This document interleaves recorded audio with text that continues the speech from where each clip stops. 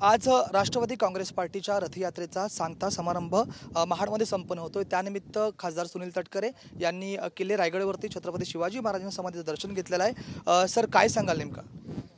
अवघ्या देशाचे मानबिंदू असलेल्या हिंदवी स्वराज्य संस्थापक छत्रपती शिवरायांनी रयतेच्या राज्याची राजधानी रायगड केली। 18 पगड साथीला बालाबतुतांना सोबत घेत रयतेचं राज्य यवनांच्या विरोधामध्ये सतत गनिमी काव्याने लढाई करत त्यावेळेला त्यांनी मिळवलं। आज महाराष्ट्राचा यावर्षी 65वा गौरवशाली वर्धापन दिन साजरा करत असतानाच मुंबईला आम्ही तो केला।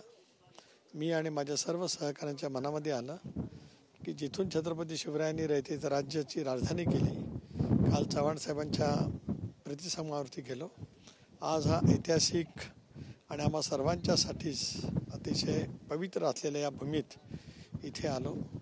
इथली माती मस्तकी लावावी आणि विचार मनामध्ये घ्यावेत इतकं हे पवित्र ही भूमी आहे। इथे आलो, छत्रपती शिवरायांना वंदन केलं मी आणि माझ्या सर्व सहकाऱ्यांनी, आणि उराशी हेच शिवभक्तीची प्रेरणा मनामध्ये ठेवत रयतेचं राज्य ज्या कालावधीमध्ये शिवरायांनी केलं त्याच विचाराला अनुसरून आपण काम करावं, ह्याच एक शिवप्रेमी नागरिक म्हणून आमच्या सर्वांच्या मनातल्या भावना आहेत। सर, आपण प्रामुख्याने रायगडचे खासदार आहात आणि महाराजांची समाधी जी आहे रायगड किल्ला हा आपल्या आखारीमध्ये येतो। काय प्रेरणा मिळते इथून राज्यात काम करताना? इथे आल्याच्यानंतर सर्वव्यापी प्रेरणा आहे। इथे ज्या वेळेला रायगडावरती आपण येतो किंवा पाचारच्या परिसरामध्ये येतो, माँ जिजाऊंच्या समाधीला ज्या समोर ज्याला नतमस्तक होतो, त्यावेळेला तिथपासून जी एक मनामध्ये एक वेगळी शिवभक्तीची प्रेरणा निर्माण होत असते। मनातले सर्व राजकीय विचार बाजूला सरतात, फक्त शिवभक्ती शिवप्रेरणा हेच मनामध्ये त्या ठिकाणी येत असतं। ती प्रेरणा आणि ती शिवभक्ती एकदा या परिसरातून ती उर्मी घेऊन गेल्याच्यानंतर आपोआपच बाकी काही गोष्टी सुचतात।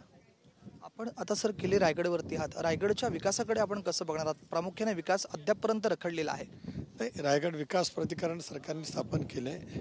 त्या माध्यमातून शिवरायांच्या कालावधीमधलं रायगडचं वैभव पुन्हा एकदा भारतीय पुरातत्व खात्याच्या मदतीतून उभा करण्याचा प्रयत्न त्या ठिकाणी राज्य सरकार करतो आहे।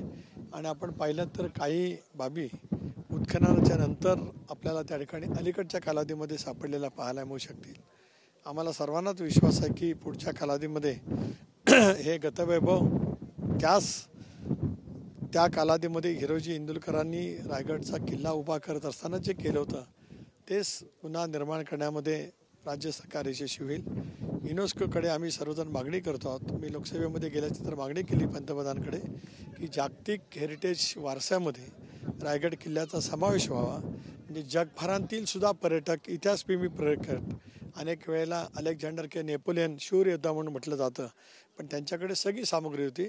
छत्रपती शिवरायांच्याकडे त्या तुलनेत काही नव्हतं, पण छत्रपतींनी उभं केलेलं हे रयतेचं राज्य काय असावं, कसं होतं, हे जगाच्या पाठीवरच्या इतिहासप्रेमी नागरिकांना मिळावं म्हणून हा हेरिटेज युनेस्कोच्या हेरिटेज यादीमध्ये यावं असा आमच्या सर्वांचाच प्रयत्न त्या ठिकाणी आहे। विश्वास आहे की नजीकच्या कालावधीमध्ये हे यश आम्हाला मिळेल आणि जगभरातले इतिहासप्रेमी पर्यटक इथे येतील, अचंबाने सीमित होतील, स्तब्ध होतील, कारण हे त्यांना इतर ठिकाणी कुठे पाहायला मिळू शकणार नाही। धन्यवाद सर।